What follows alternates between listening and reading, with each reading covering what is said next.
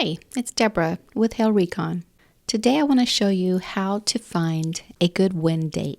Hail Recon provides wind two different ways. We use personal weather stations that look like this. You and I can purchase these. We can put them on our rooftop and they connected to the internet and submit data to commercial weather companies. The other method is from NOAA wind damage reports. These are coming from people in the area that's certified through NOAA, our National Weather Service, and they call in wind damage based on high wind speeds. Tapping on any of the wind spotters would give you the information from that. So there are two choices in finding a wind date. First is by dropping a marker and running a show wind dates report. And the second is by choosing a date from wind observation dates. That's from an impact report. So we'd have to create the impact report and then look at the bottom section of the report of our wind observation dates. Once we've found a date, then we can apply that date by choosing that date as the date of loss. And then very lastly, we'll cover how to make this a wind-only report. Now, by default, a report that's generated is going to include all hail events for that same address. If you don't wish to have that on the report, then you can choose not to have it on the report by checking the box at the top of the report that says show wind dates only. All right, so let's take a look at a marker that I've dropped. So imagine that I really don't know what date to use for a wind date for this address. I'm going to tap on that address marker and open it. I have created an impact report already. So under impact reports, which is the printer, let's look at this one. So at the very top of the report, which is where we give you information as to what options to select or make choices, we also have this button that's called Change Date of Loss. So if you know the date, then you can simply click that button there and select a date of loss. Right now I have the 4/11/21 date selected. I'm going to scroll up a little bit and show you what I'm seeing here. So on this particular date, we have spotters that are calling in hail, and this is how far those spotter reports that was reported near this property. There's all your severe weather warnings and history of hail. Scrolling to the very bottom of the report is where you find wind observation dates from personal weather stations. Let's back out of this report, tapping the back button. And then up here in the top right-hand corner, I'll choose the menu and then show wind dates. All right, so this is a list of all dates where we have tornado warnings, thunderstorm warnings, and or wind damage reports. And then you've got your distance from the address in the last column.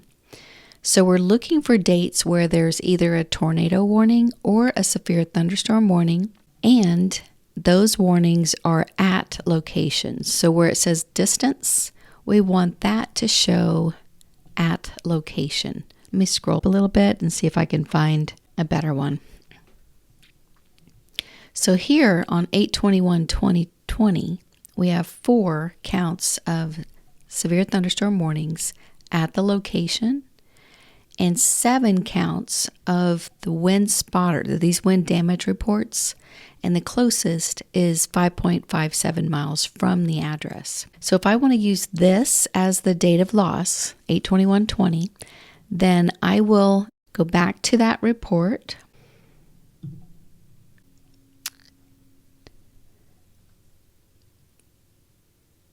and change the date of loss to that 8/21/2020 date.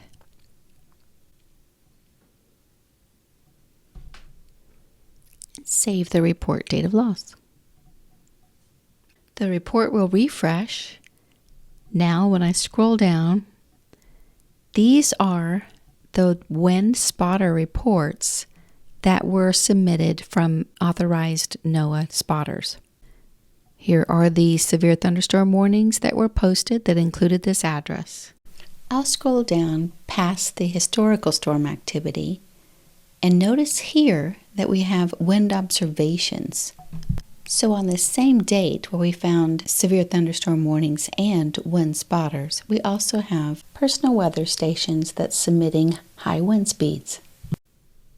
I can pick and choose which ones of these I'd like to be included on the report just by tapping the Include in Report. I'm going to choose the first 3. Now I do want to mention that each of these personal weather stations that's submitting the wind speeds, we're calculating how far they are from this address and in which direction. Each of these bars represents the max gust per hour. This is a perfect example of what you should look for, and that is the similarities in the max gust per the hour. So each of these have a max gust at 5 p.m. Checking the box that says Use for Wind Narrative would create a narrative section on this report based on that personal weather station. As soon as I've chosen a narrative, the report will refresh.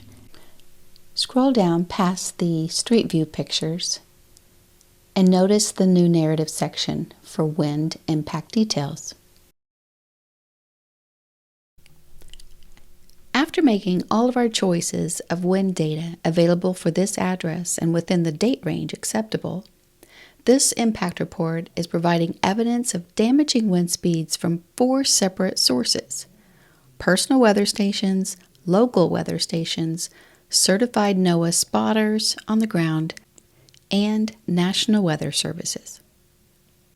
To send this report by email or download as a PDF, choose one of the 2 options at the top right corner of the screen. Now, if by chance a date from the Show Wind Dates report is not available, then you can choose from a date at the bottom of the report from wind observation dates. Now, as a rule, you're looking for dates where these numbers are close together within 10, 15 or less miles per hour difference. If they're more than that, let me show you an example. And usually these in red are going to be, it's kind of like a caution. 112 mile per hour wind gust compared to a 65 mile an hour average max gust. So I'm going to click on that date so that you can see what that looks like and save the report date of loss down to this section. So each of these are the personal weather stations that are submitting wind speeds within a 15-mile radius. This one, which is 11 miles away from this address, is flipping out at a couple times during the day. So because of that, it has skewed the average for the day completely. Now we still have this one that's showing 55 mile an hour wind gusts. So if that's something you can use, then of course you could always select it. Let's compare that to other dates. I'm going to scroll back down to the bottom and we'll look at about this date. So 58 compared to 41.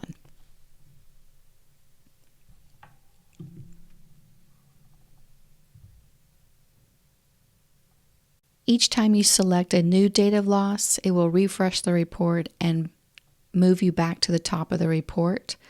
Then you'll just need to scroll down past this historical storm activity.